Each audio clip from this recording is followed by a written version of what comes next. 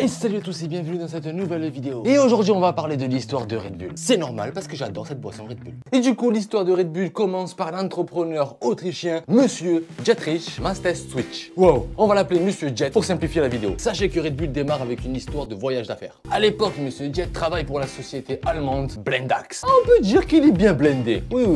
Monsieur Jet, il part en Thaïlande en 1982. Mais Monsieur Jet, il voulait pas dormir et avancer vite sur ses dossiers. Alors il carbure au café, bien sûr, mais à part aller chier, ça marche pas. Et là, il rencontre un Thaïlandais au nom de Chaleo, un propriétaire d'une boisson magique, en sachant que ce médicament est interdit en Europe. Monsieur Chaleo, il propose à Monsieur Jet le médicament Catling Dahen. Traduit en français, le taureau rouge. Ça vous dit quelque chose, le taureau rouge? J'ouvre la parenthèse. Les deux taureaux rouges, en fait, signifient la force. Et le truc jaune, en fait, c'est le soleil levant. Bah oui, l'Asie. Je ferme la parenthèse. Dans ce médicament Catling Dahen, le taureau rouge, il comporte 50% de caféine et 50% de taurine. Mais Monsieur Jet, il veut lutter contre le sommeil et Chaleo, il lui promet qu'il va pas dormir et qu'il va rester concentré sur son travail. Et vous savez quoi? Ça a marché pour lui. Il est resté 3 nuits en train de travailler sans dormir. Là, il apprend que ce médicament, il est magique. Et pas que, parce qu'il a eu une révélation. Tout comme Coca-Cola, parce que de base, Coca-Cola c'était un médicament et c'est devenu une boisson gazeuse, Monsieur Jet a décidé de s'associer avec Chaleo pour créer une boisson gazeuse avec ses ingrédients aux normes européennes et surtout américaines. Moins de sucre, plus de bulles et moins puissant. Quand je dis bulle, c'est pour son côté gazeux. Et maintenant vous comprenez le logo. Red pour le côté taureau rouge, bulle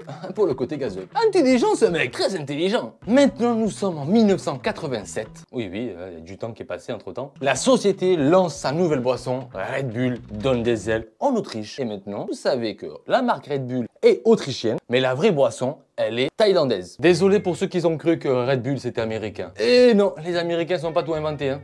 Mais Monsieur Jet, il commence à réfléchir niveau marketing. Comment vendre Red Bull au monde entier? Et comme la boisson l'indique, Red Bull donne des ailes, il te lutte contre le sommeil pour rester plus concentré. Alors Monsieur Jet applique une stratégie nouveau dans le domaine. Distribuer gratuitement des canettes de Red Bull aux étudiants pour qu'ils réussissent à passer leur examen. Et le but, c'est que après l'examen, les étudiants, ils doivent donner une note pour la marque Red Bull. Tous les étudiants qui ont consommé Red Bull gratuitement ont réussi leur examen. Cette tentative de publicité, elle est devenue virale. Et oui, et c'est comme ça que Monsieur Jet a reçu plein de messages. Tous les marchés voulaient acheter Red Bull. Mais Monsieur Jet, il veut pas rester là. Il veut que la marque Red Bull devienne comme Coca-Cola, McDo et Apple. Du coup, il réfléchit comment exploiter Red Bull. Quel est le public qu'on doit viser pour que Red Bull soit de partout? Il réfléchit à exploiter sa boisson Red Bull dans le milieu de la nuit. Et vous savez quoi? Il a réussi. Mais, oui, il y a toujours un mais. Monsieur Jet, il veut monter plus haut. Mais très vite, l'entreprise avait compris que la boisson allait trouver une impasse. Et oui, le milieu de la nuit, c'est très limité. Monsieur Jet, il est fanatique de sport. Et vous avez compris la suite. Il va commencer à sponsoriser plusieurs événements sportifs. De la course à pied au club de foot jusqu'au best jump. Coup de poker, encore une fois. Monsieur Jet, il va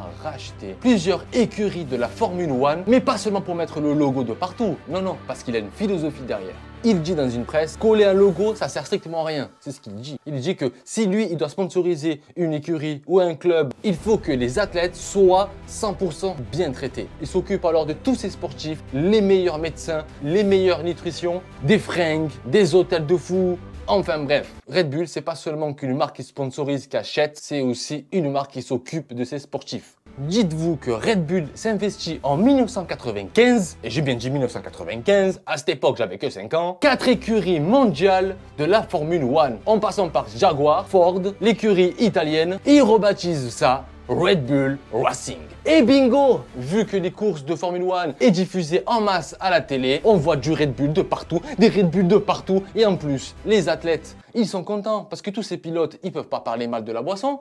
Ils les offrent tout, que ce soit pour la santé ou que ce soit pour le sport. Bravo Red Bull. Et vous savez quoi? Les deux compères, Monsieur Jet et Chaleo, ils sont aux anges. L'argent coule à flot et en plus Red Bull commence à avoir une bonne notoriété. Et ça s'arrête pas là. Ils commencent à acheter tous les événements sportifs, que ce soit dans le hip-hop, les gros battles de danse hip-hop, du rap. Il fait aussi le parcours, les gens qui font du free running. Red Bull, il commence à s'installer de partout. Et vous savez un truc? Red Bull aussi, il sponsor tout ce qui est jeux vidéo. Certains événements e-sport va sponsoriser plusieurs streamers dans le jeu de vidéo, passer du Japon jusqu'en France. Et en France, c'est Gotaka. Et oui, vous le connaissez très bien, Red Bull et Gotaka, ils travaillent ensemble. Le jour où Red Bull a fait fort, c'est le 14 octobre 2012. avec le super athlète Félix. Le gars, il voulait réaliser le plus gros saut du monde entier. Et Red Bull pouvait seulement que le réaliser. Red Bull sponsor le projet de Félix, mais Monsieur Jet a réfléchi pour le côté médiatique de faire un live sur YouTube pour le plus grand saut du monde. Le live est suivi de plus de 2 millions de téléspectateurs. 2 millions en live, c'est un record mondial. Cette vidéo du grand saut, vous pouvez le voir en rediffusion sur YouTube en plus. Juste après ce saut, certaines personnes ont crié dans la foule « Red Bull donne des ailes !» Et là, Red Bull, ils ont compris qu'ils ont tapé le monde. Alors les amis, si cette vidéo ça vous a plu, lâchez le meilleur pouce bleu du monde, commentez, partagez et surtout de vous abonner. Et n'oubliez pas que la vida c'est una tombola. Ciao ciao!